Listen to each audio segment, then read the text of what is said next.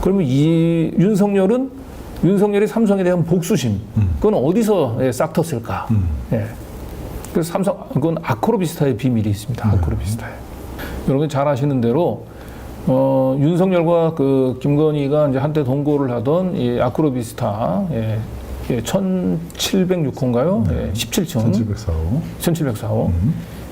거기에 삼성이 7억 원의 전세권을 설정을 했죠. 네. 이게 이제 2010년도에요. 2010년도에 이제 전세권을 설정을 했는데 이게 언제 해지가 되냐면 2014년도에 11월 7일 날 해지가 됩니다. 그럼 2014년 11월 7일 날 어떤 일이 있었냐? 윤석열이 2014년도에 이제 댓글 부대 이제 뭐 수사를 하다가 찍혀가지고 대구 고검으로 좌천성 발령을 받았던 때입니다. 네.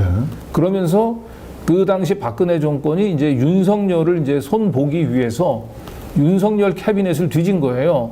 그랬더니 삼성이 이제 윤석열 사는 집에 전세권을 설정한 곳을 이제 찾아냈고, 그래서 아마 삼성에 상당히 압박을 받았을 겁니다. 그래서 결국 삼성이 윤석열, 김건희 씨 부부에게 당시 저 전세금 7억 원을 토해내라고 굉장히 압박을 했을 가능성이 높습니다. 네. 그리고 실제로 윤석열 주변에서 나오는 얘기는 저 당시에 윤석열이 대구 고검에 쫓겨나서 굉장히 화가 나 있었는데 삼성이 전세금 7억 원을 갑자기 달라고 얘기하니까 저 전세금을 물어주느라고 굉장히 애를 먹었다고 합니다. 이때부터 윤석열은 칼을 갈았던 거예요. 삼성 이놈들이 내가 지금 뭐 대구 고검에 이렇게 그 정권에 찍혀가지고 이렇게 좀 말하자면 이제 귀양 같다고 나를 업수이 여겨. 너 나중에 내가 나한테만 걸려봐라. 국물도 없다. 그때부터 윤석열은 이제 칼을 갈았는데 2016년도에 박근혜 정권이 무너지고 2016년 특검이 시작되잖아요. 네. 그리고 특검 수사팀장이 되지 않습니까? 네. 그때 이재용을 한 번 영장을 치는데 기각됐는데 다시 영장을 재청구해서 결국은 구속을 시킨 거예요. 예. 그리고 그냥 구속했다가 1심 이대로 가면은 집행유예가 나올 것 같으니까 아예 이재용을 더 담그려고 서울중앙지검장이 돼가지고 추가로 수사를 시작했던 거예요.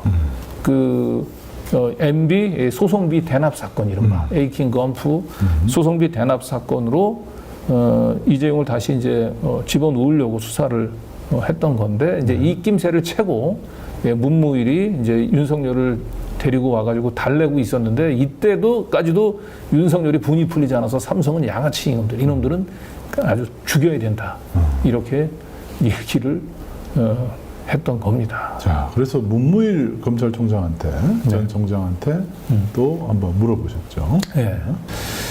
네, 뭐 아래 건을 보시면 되는데요. 뭐 추천 여부는 답을 안 주시네요. 그럼 이 건 기억하시나요? 2017년 가을 무렵 당시 윤석열 새누리당 의원과 함께 양재동 일식집에서 만나 삼성 이재용 회장 수사 관련 협의를 하셨잖아요. 밖에서는 문강배 변호사가 기다리고 있었고 3년 전에도 제가 똑같은 질문을 했었는데 답을 안 주셨죠. 지금은 답을 할 수 있겠습니까? 라고 물어봤는데 일자 아직 안 지워졌습니다. 이제 제가 이거 오광수 수석을 추천했냐라고 하는 질문을 얼떨결에 읽고 난 뒤에 후회한 것 같아요. 그렇죠. 네. 그래서 이제 제가 오늘 보낸 이 문자에서는 일체 문자를 아예 읽지 않고 있는 것으로 봅니다. 근데 이미 3년 전에 제가 똑같은 질문을 했고요. 그때는 읽었는데 역시 아무런 답변을 하지 못하고 있습니다. 그리고 저걸 부인하면 지금은 제가 증거를 가지고 있어요. 그리고 오광수, 윤석열, 문강배 이 세 사람도 특검 관련해서 인연이 있다고 하죠. 삼성은 정확히 얘기하면 이제 삼성과 관련해서 좀 특검 인원이 있는데 이제 박영수가 국정농단 특검 국정농단 특검을 할 때 이제 그 특검보로 우선적으로 이제 희망했었던 사람이 저 오광수하고 양재택이었어요. 양재식. 근데 오광수하고는 뭐 논스타 사건 등 뭐 여러 군데서 같이 일을 했었죠. 그리고 사실은 이제 오광수가 거의 좀 초년병 시절에 검사 초년병 시절에 서울지검 강력부에서 근무할 때 강력부장이 박영수였습니다. 그러니까 박영수하고는 굉장히 오랜 인연이 있었고, 근데 이때가 2016년이잖아요. 오광수 입장에서는 이제 옷을 벗고 뭐 청담 주식부자 이희진 사건 등 수임하면서 돈을 한참 땡기고 있을 때였거든요. 네. 이때 특검에 들어가기보다는 오광수한테는 더 큰 유혹이 있었던 거예요. 예, 삼성에서 변호를 맡아달라고 했던 겁니다. 저 박영수의 특검하고 특별한 인연 때문에. 그래서 결국 삼성의 이재용 변호인으로 갑니다.